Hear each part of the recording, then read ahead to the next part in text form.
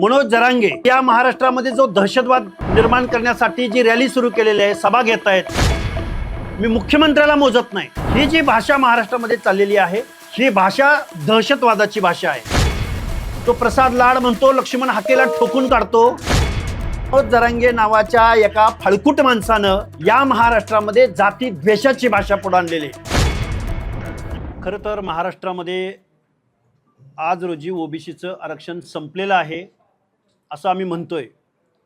मुळात महाराष्ट्रामधले सर्व मंत्री, मुख्यमंत्री, उपमुख्यमंत्री, विरोधी पक्षनेते, आमदार, खासदार या सगळ्यांचं म्हणणं असं आहे की ओबीसी आरक्षणाला धक्का न लावता आता आमचं मुख्यमंत्री महोदयांना एक विनंती आहे की ओबीसी आरक्षणाला धक्का लागलाय का नाही लागलाय तेवढं तुम्ही आम्हाला पुढे येऊन सांगितलं पाहिजे। कारण आमचा दावा आहे की ओबीसीचं आरक्षण आज रोजी संपलेलं आहे।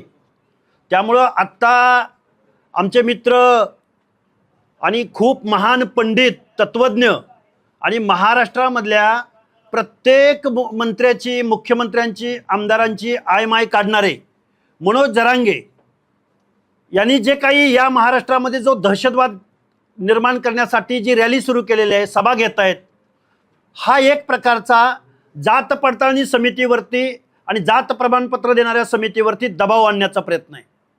मनोज जरांगे हे महाराष्ट्राला दाखवून देत आहेत की मी महसूल मंत्र्याला गिनत नाही, मी मुख्यमंत्र्याला मोजत नाही, मी उपमुख्यमंत्र्याला मोजत नाही, मी तुम्हाला बघून घेईन।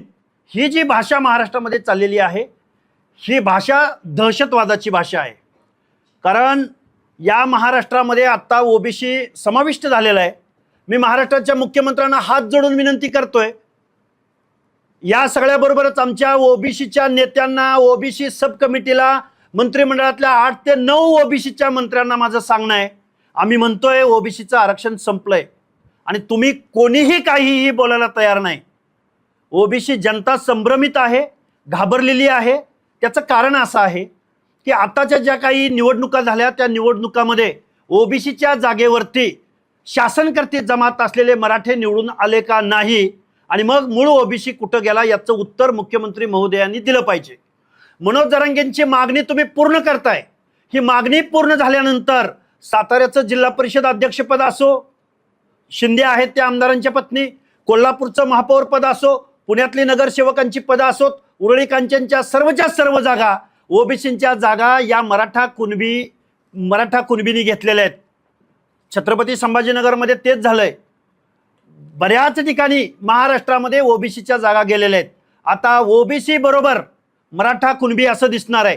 आता ओबीसीच्या पुढं माळी, साळी, कोळी, तेली, हटकर, धनगर, सनगर, वंजारी, लोणारी, परीट, गुराव, गडसे, नाभिक, सुतार, लोहार, कुंभार, बेरड, बेडर, रामोशी, कुडमुड्या, जोशी, भटके विमुक्तांमधल्या जाती यामधला कोणीही माणूस आता ओबीसीच्या रकान्यामध्ये दिसणार नाही।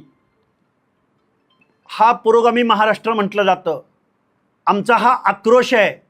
आता ओबीसीच्या लोकांना कळायला लागलेलं आहे। ओबीसीची माणसं, मुख्यमंत्री महोदय तुम्ही म्हणता ओबीसी आमचा DNA आहे, तर मग ओबीसीचं आरक्षण संपलंय का राहिलंय? 4 प्रमाणपत्र रद्द झाली तर मनोज जरांगे थै थै थै थै थै नाचायला लागला। मला मुख्यमंत्री महोदय सांगा की तुमची आयमाय काढली जाते। अहो आम्हाला वाईट वाटतं हो, 14 करोड जनतेचे मुख्यमंत्री तुम्ही आहात। तुमचा पक्ष कुठला आहे, पार्टी कुठली आहे, तुमची विचारधारा कुठली आहे हे आपण 2 मिनिटं बाजूला ठेवू। महाराष्ट्राचे महसूल मंत्री बावनकुळे साहेबांचा रंग काढला गेला, त्यांची शारीरिक ठेवण काढली गेली, त्यांच्या आईचा उद्धार झाला। दुसऱ्या बाजूला भाजपचे कार्यकर्ते बोलायला तयार नाहीत। तो प्रसाद लाड म्हणतो, लक्ष्मण हाकेला ठोकून काढतो। या महाराष्ट्रामध्ये चंद्रशेखर बावनकुळेंची आईमाई काढली जात असताना, वर्णविद्वेष रंगावरनं बोललं जात असताना महाराष्ट्रातले पुरोगामी गेले कुठं? कुठल्या बिळात लपून बसलेत? अहो पक्ष पार्टी नंतर इथं जातीवरनं बोललं जातंय, रंगावरनं बोललं जातंय, दिसण्यावरनं बोललं जातंय। हा वर्णविद्वेष नाही का? मनोज जरांगे मुख्यमंत्र्यांची आईमाई काढली जाते। एकनाथरावजी शिंदेंना पण तसंच बोललेले आहेत। आम्ही म्हणत नाही फक्त ओबीसी। या मनोज जरांगेंनी पहिल्यांदा काय केलं, माननीय छगनरावजी भुजबळांवरती ते बोलत राहिले। नंतर कुणावर बोलत राहिले तर मुख्यमंत्री देवेंद्र फडणवीस साहेबांवर बोलत राहिले। नंतर कुणावर बोलत राहिले तर परळीच्या मुंडे बंधू भगिनीवर बोलत राहिले। नंतर कुणावर बोलत राहिले. अरे आज चंद्रशेखर बावनकुळेंवर बोलतायत. म्हणजे ओबीसी मधल्या नेत्याला पहिल्यांदा टार्गेट करायचं, पुन्हा त्याची जात शोधायची, पुन्हा त्याचं वर्णन शोधायचं. कुणाला चष्म्यावरनं बोलतोय, कुणाला रंगावरनं बोलतोय, कुणाला कशावरनं बोलतोय. नक्की काय चाललंय? महाराष्ट्रामध्ये आत्रेंची भाषा बघितली, महाराष्ट्रानं ठाकरेंची भाषा बघितली, पण मनोज जरांगे नावाच्या एका फळकुट माणसानं या महाराष्ट्रामध्ये जाती द्वेषाची भाषा पुढे आणलेली. आम्हाला खूप वाईट वाटतं या गोष्टीचं. पण आज रोजी ओबीसीचं महाराष्ट्रातलं आरक्षण संपलंय हा आमचा पूर्णपणे दावा आहे.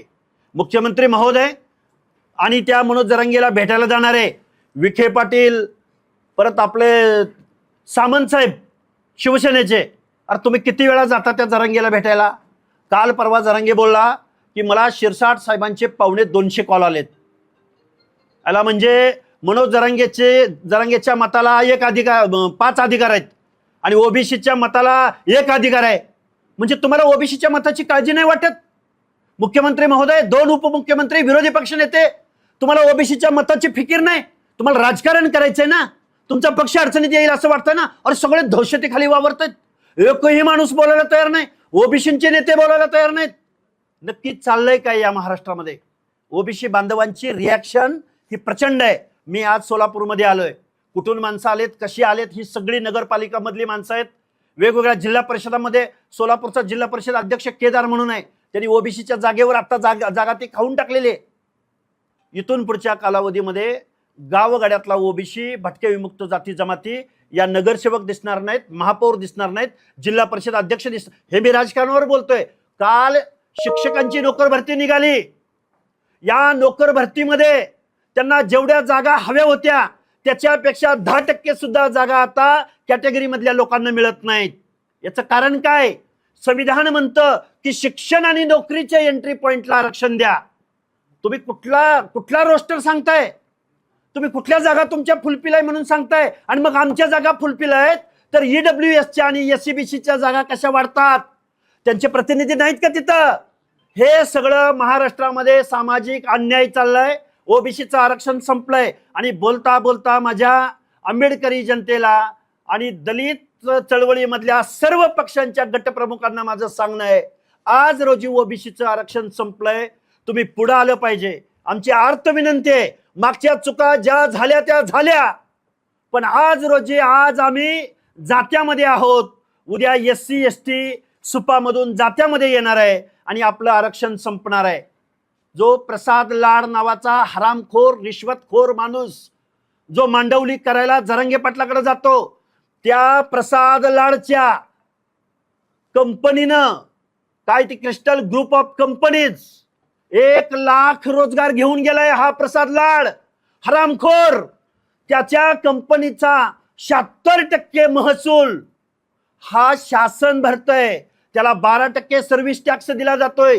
1 लाख नोकऱ्या शासनाच्या समाज कल्याण विभागापासून ग्राम विभागापासून ते शिक्षण विभागापर्यंत महाराष्ट्राची सगळ्या नोकऱ्या. आम्ही म्हणतोय यार आमचे डॉक्टर झाले, आमचे इंजिनियर झाले, आमचे पोरं अभ्यास करतायत, अरे पण तुम्हाला नोकऱ्या कुठं मिळणार, कधी मिळणार? कारण प्रसाद लाडच्या क्रिस्टल ग्रुप ऑफ कंपनीजनं 1 लाख रोजगार पळवलेत.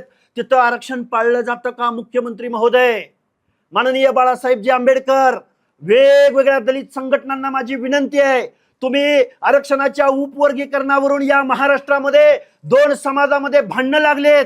अरे पण तुमच्या नोकऱ्या या प्रसाद लाड हरामखोर माणसाच्या कंपनीने सगळ्या नोकऱ्या लाटलेत.